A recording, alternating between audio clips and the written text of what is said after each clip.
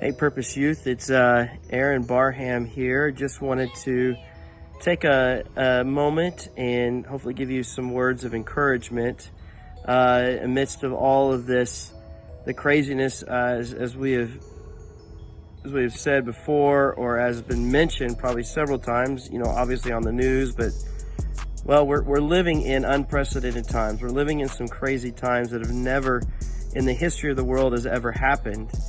And I hope I can just give you some words of encouragement during these times. I was reading the other day in Matthew 8, verses 23 through 27. There's two incidences in the Bible where Jesus tells his disciples to get in a boat, and they get in a boat and they're going across the sea, and a storm comes up. Well, this is one of the first instances where this happens. And it's interesting to me. I want to pause there just for a second because just want to give you just a couple of little things about how to really follow Jesus during these times, and if we do, what can happen when we do follow Jesus. But I thought it was interesting that when I looked up the meaning of the name purpose, that it means something or someone that exists for a reason.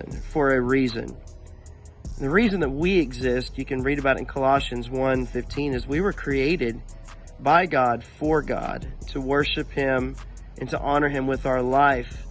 And as I read this story, I just really feel like that this is such a great, it can be a great encouragement, because sometimes I think that the misinterpretation that people have about their walk and their faith with Jesus is that everything is going to be easy, everything is going to be simple, or we're not going to ever have any problems. And that's far from the truth, because Jesus even said, because of Him, we will have trials, we will have tribulations, there will be difficult times that we will walk through.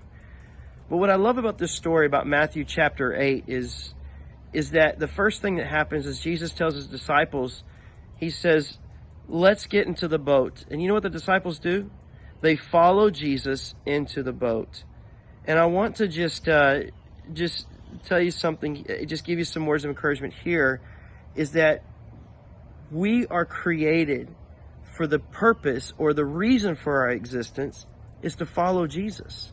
That's our very reason for our existence. And the reason we follow Jesus is because we love Him. And because we love Him, we are going to want to follow Him, and we're going to trust Him. And I think it's interesting because what happens is the disciples follow Him into the boat. And what's the next thing that happens? A great storm happens. They're out on the sea. There's a great storm that happens. They followed Jesus. They got into the boat. They were obedient to Jesus, but they went into a great storm. And they followed Jesus into a storm. And they were scared. They were terrified. I mean, listen, we're in the midst of a great storm right now with this worldwide pandemic that's going on. But they went to Jesus, and what happened? Jesus woke up, and what did He do? It says that a great storm arose. Jesus was awoken by the disciples. He stood up and He calmed the winds and the waves. And what happened? It says that the great storm turned into a great calm. And what did the disciples do? They marveled. They marveled at the fact that this great storm, what looked like was going to be the end of their life, they didn't know what was going to happen, all of a sudden became a great calm. And they marveled at the fact, and I believe this with all my heart, that we're going to marvel at all that Jesus is going to do through this. But that's not the end of the story. Because as they were going to the other side, and they were in the middle of the sea when the storm was happening. They weren't on the shore when the storm happened. They were in the middle of the sea when the storm happened. And what happened? There came a great calm, which means there's no wind. They didn't have a motor on their boat. There was no way for them for the wind to blow them back to shore, because it was so calm that it was like a smooth glass. So what did they have to do? They had to row back to shore. They had to row to get to the other side.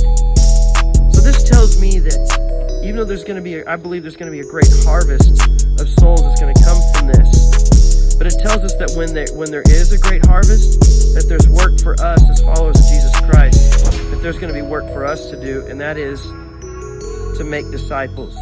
We're to tell people about Jesus, and then we're to make disciples. So I want to encourage you that the reason for our existence, the purpose, your purpose in life, is to follow Him, whether that is into a great storm. But don't worry, because a great calm will come. We'll marvel at the wonderful things that He has done. But then there's work that's going to have to be done, and we're going to have to be willing and able and ready to make disciples, to lead people to Him, and to teach them how to live for Jesus.